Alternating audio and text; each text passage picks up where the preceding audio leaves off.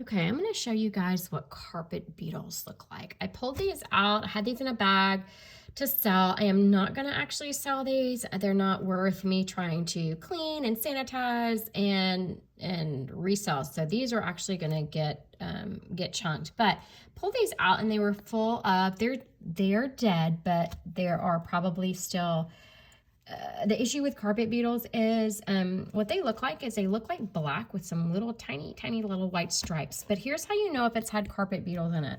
They leave this casing. It's hard to see, but I'm gonna try, y'all. It's kind of a clearish brown, almost like skeletal. They shed and they'll leave it. And this is what you're gonna see these in your fabric, okay?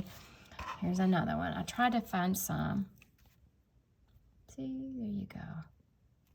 They're just like a flat kind of a casing. And here's another one. This is a typical one, right? Wait a minute, slowly, so you guys can see. Where is it? Oh no, here it is. Here you go. Do you see it? It's right there. Sorry, my nails look horrible, but I'm trying to show you. So there's a good view. Okay, that's what you're gonna see. Do you see how it's kind of clear and it might have some little black pieces on it? That's what you're gonna see. And you see, I don't know if you can tell these other little tiny black specks, like right there and right in this material. You'll see little pieces. You see that? On the blue, that little black speck right on the edge.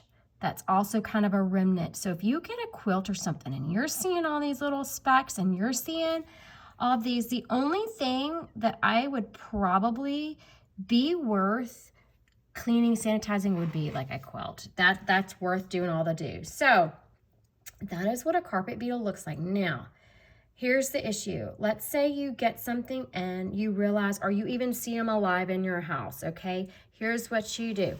You can treat them, okay? If you get kind of an infestation or whatever, because what happens is they come in and then they lay eggs and then they hatch and it's just a cycle or whatever. They love synthetics. They love cotton.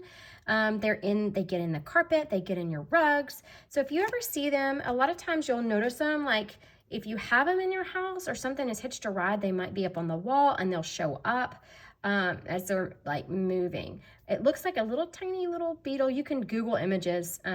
They do not bite people. They're not a bed bug. They just go after the fabrics, but they will multiply and cause an infestation really quickly. So if you end up having them, two things in your item, in your quilt, in your whatever, first you need to wash it. You just soak and launder it. You need to dry it. And then after it's dry for a quilt, put it on a sanitized cycle. That's the high heat once it's dry. Don't do that when it's wet, it will shrink. Put on the sanitize, let it, it will kill any kind of additional things that may be still in there, and then you're good to go.